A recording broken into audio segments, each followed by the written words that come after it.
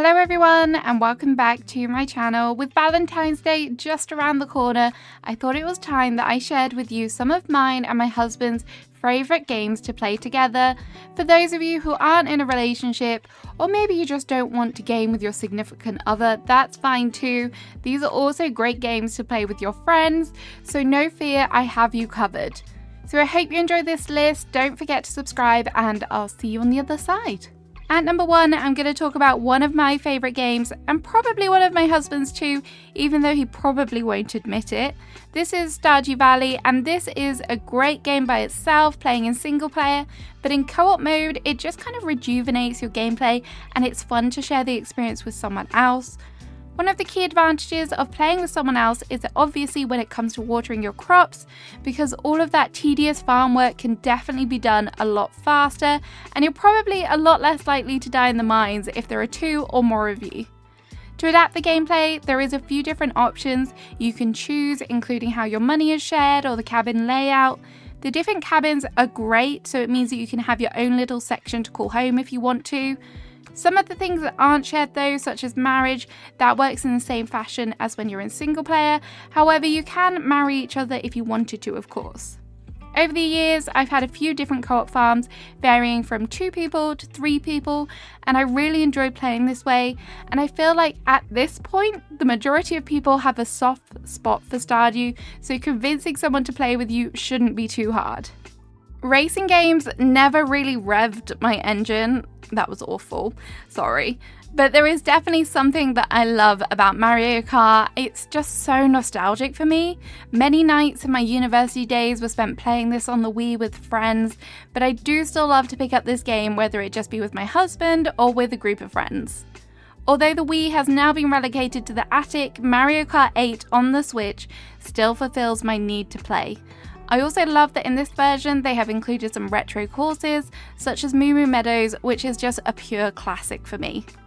There is a variety of different multiplayer modes, including split screen, co-op team races, and online co-op mode, which allows you to play with others all over the world.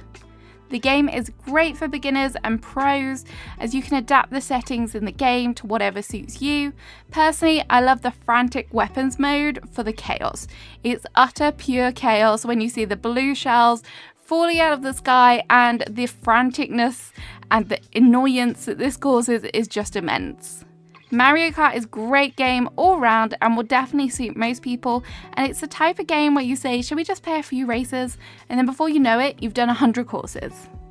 Up next is Pico Park, one of the cheapest games on the list, but the price does definitely not define the amount of fun you can have in this game.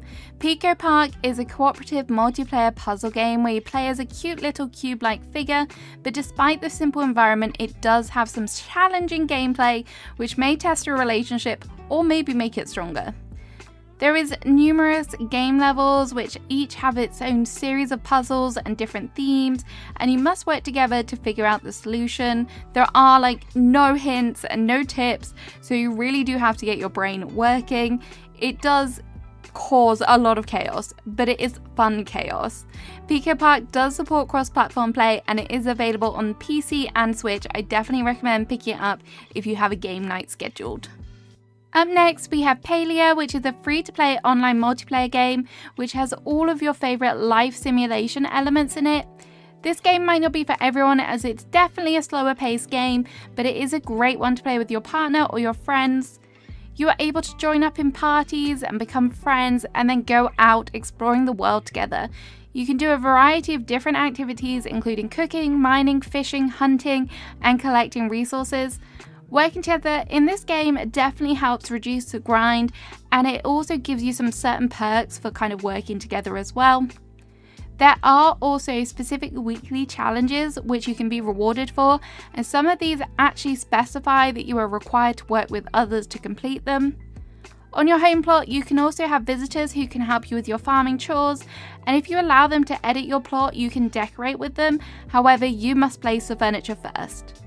Palia is available on the Switch, although I do recommend playing on PC if you do have that option. If you enjoyed Animal Crossing, then I cannot recommend Dinkum enough if you are looking for a multiplayer life sim-esque kind of game. It is a cross between Animal Crossing and Minecraft, but it is set down under in Australia. The co-op in this game is great and it does run pretty smoothly.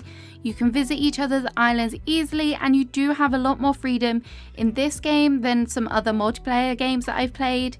You are able to decorate and terraform super easily, which is really nice, and if you're working on a big project, it speeds up the whole process.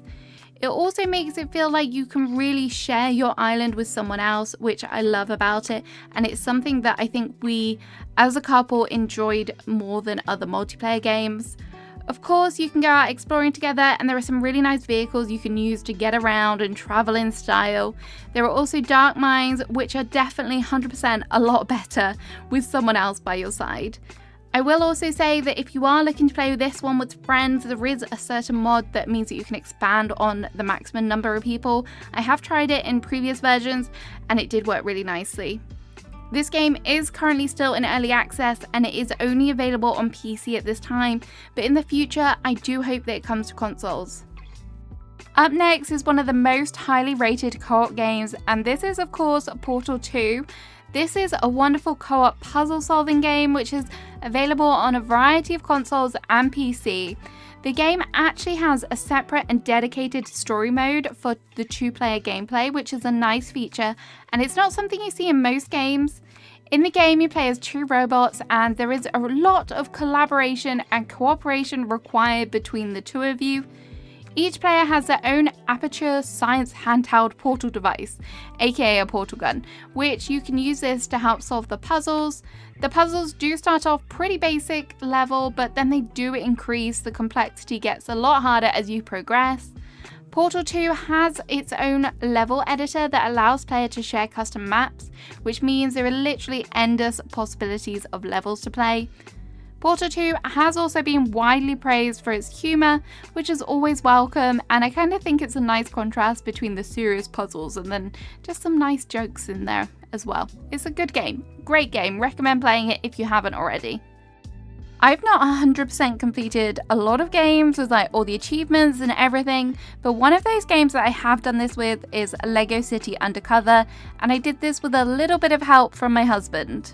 There are a fair few different LEGO games which do have co-op mode, and we've tried some of them, but none of them did compare to this one. As the title suggests, the game is set in a LEGO themed city and there is a variety of different districts and locations to explore. You play as a variety of characters in different disguises, but the main story focuses on Chase McCain, who is trying to apprehend the notorious criminal Rex Fury. There is a really good storyline to follow and lots of things to solve, but in and amongst that there is lots of collectibles to find and side quests. The game has great humour and parody, it's great for kids and adults alike. We played split screen and we had 0 issues with this. It is, however, also available on the Switch and other consoles if you don't want to play it on PC. Up next, I want to talk about Fortnite, and yes, I do enjoy playing Battle Royale with my friends and also my husband. However, the majority of the hours that I've put into this game over the years is actually on the Save the World feature. Fortnite Save the World is a PvE version of the game where you, instead of playing against real life players, you're actually going up against husks, which are like zombie creatures. There is a storyline which runs throughout and it's quite interesting to follow, and there are also special seasonal events too, which in some circumstances there are dedicated maps for. You can team up with up to 3 other people to complete a variety of missions, but there is a strong theme of protecting your base, and there are also traps and structures you can build to protect it.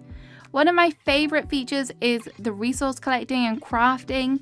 Aside from that, there is also the progression and skill trees to upgrade weapons and other items. Honestly, there is a lot of depth to this game, and I probably just scratched the surface with it, just giving you a quick rundown, because I feel like even though there are quite a lot of players, not everyone probably understands the features that are in this game, and it is a lot of fun.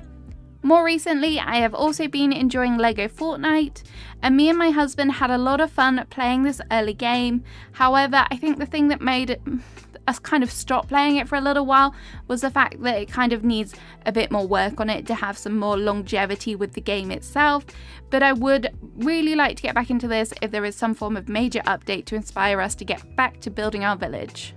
Another absolute classic of a multiplayer game is Mario Party, and this is another one that is great for couples. If you've never played it before, it is a board game style game where there is a variety of mini games throughout, and the goal is to collect stars or coins. Of course, this is a Mario franchise game, so you're going to get all of your favorite characters in this one, and you can pick who you choose.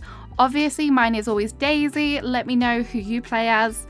This is a standout game for me though because of the mini games. There are so many different ones. Some are frustrating, some are comical, but overall they are super fun. You can also play strategically to gain advantage over your fellow players and maybe even sabotage them by doing things such as stealing coins. Overall, it's a super fun multiplayer game if you want to spend a few hours. It's not too kind of in your face, lots of action. I mean, yes, at points there will be, but it's quite chill overall, which I do like about it. One of my favorite games on the Wii U was Super Mario 3D World, and I was so happy when they brought it to the Switch. I'm not really a fan of platformer games, and this is probably why I was never a huge Mario fan, but this was so good, and the co-op made it even better. I would go as far to say this was probably my favorite co-op game of all times. All of the levels were really nicely designed and relatively easy to get through. Apart from Champions Road, I still have nightmares about that, and I'm pretty sure I was in a bubble the whole time whilst my husband completed it. The power-ups were also really nice in this game. My favourite was definitely the cat power-up, not just because I'm a cat fan, but it just gave you some different ways to get around the map, which was fun. I really liked that in this game they gave you different stamps to collect, and they were fun to keep your eyes peeled for when you're racing through the levels. My husband is definitely the better Mario player, and I really did need his help on some occasions, so I'm definitely glad that he could hold my hand when I needed it. I'm not sure if I would have picked this one up single player only, so I'm glad that it had the multiplayer option. Another game that I've sunk a fair few hours into, both as a couple and individually, is Bloons Tower Defense 6. You might be thinking this is a very rogue choice, but believe me when I say this is very addictive. It is available on PC and also mobile devices, which means it's great to play on the go. This is a tower defense game, but the graphics are so cute and definitely fun. There are so many different theme maps to play on, and the aim of the game is to pop all of the balloons with the help of your monkeys. All of the monkeys have a variety of powers which you need to strategically place and upgrade. In the co-op mode, you can split the screen however you like, and then you're able to place your monkeys or towers within that particular area. There are lots of quests and challenges to undertake, and as I said at the beginning, be warned, it's very, very addictive. So we're nearing the end now. I just have a few honourable mentions. I also did love playing Luigi's Mansion 3 on the Switch with my husband.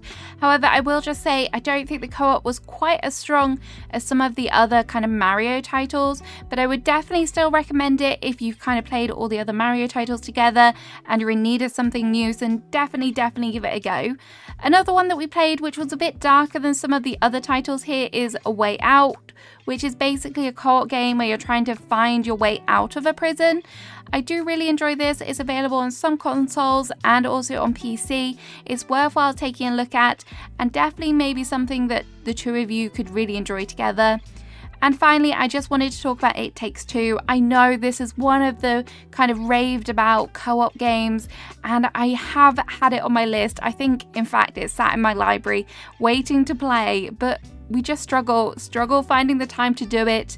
Who knows, maybe we'll set aside some time to play it this Valentine's Day, but everything that I've heard people say about it, friends, they've all really highly recommended it. So if you are looking for another one, definitely check that one as well. So thank you so much for watching. I hope you really enjoyed this list. Let me know what your favourite multiplayer co-op games are in the comments. I would really love to hear what your opinions are, and I shall see you again soon. Have a great rest of your day. Goodbye.